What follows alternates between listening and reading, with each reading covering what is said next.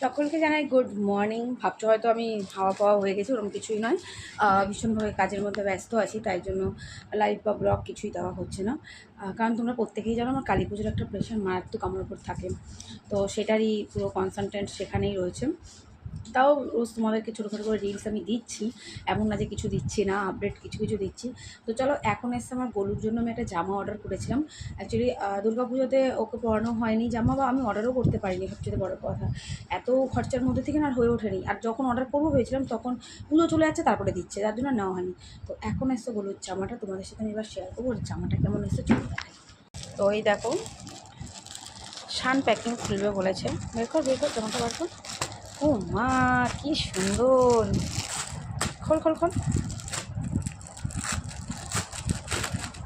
বাচ্চা তাড়াতাড়ি আসো, নতুন জামা মাম্মা, নতুন জামা। উ এই দেখো, তো দেখতেই পাচ্ছ গোলুর জামাটা। এটা হচ্ছে আমার গোলু বাচ্চার জন্য আমি জামা কিনেছি। দেখো, ওকে আমি পুজোতে পরাবো, কি সুন্দর, পুরো সাইজেই নিয়েছি, ঠিকঠাক আছে একদম, জানো তো।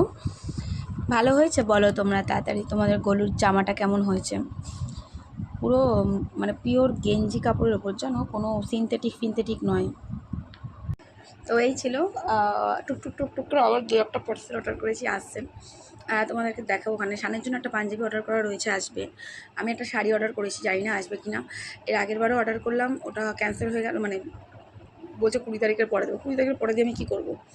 অত 20 তারিখই লাগবে না, কালী পুজোর দিন। আবার একটা অর্ডার করেছি, ওটা 18 তারিখ ডেট দিয়েছে, আমি জানি না তারপরে কী হবে। যাই হোক, চলো, দিনগুলো কেটে যাচ্ছে কোনো রকমভাবে।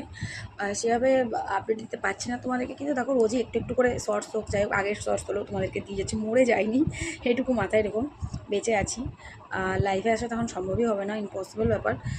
কালী পুজোর দিন রাতে যদি টাইম হয় অবশ্যই আসবো, বাট এই কয়েকদিনে আমার আর লাইভে আসার সময় হয়ে উঠবে না। তো চলো, তোমরা সবাই ভালো থেকো, নিজেদের খেয়াল রেখো, আর কালী পুজো খুব ভালো করে কাটাও। আর কালী পুজো যেটা হয় বাজি ফাটানো, সেটা খুব সেফলি করো, কারণ বাজি ফাটানোটা ভীষণ ভয় লাগে, আমি ভীষণই ভয় পাই। তো অবশ্যই খুব সাবধানে বাচ্চা কাচ্চা নিয়ে থেকো, ভালো থেকো, সুস্থ থেকো। এখন আপাতত টাটা, পরে আবার যদি আসি কোনো শর্টস দিতে অবশ্যই আসবো, টাটা।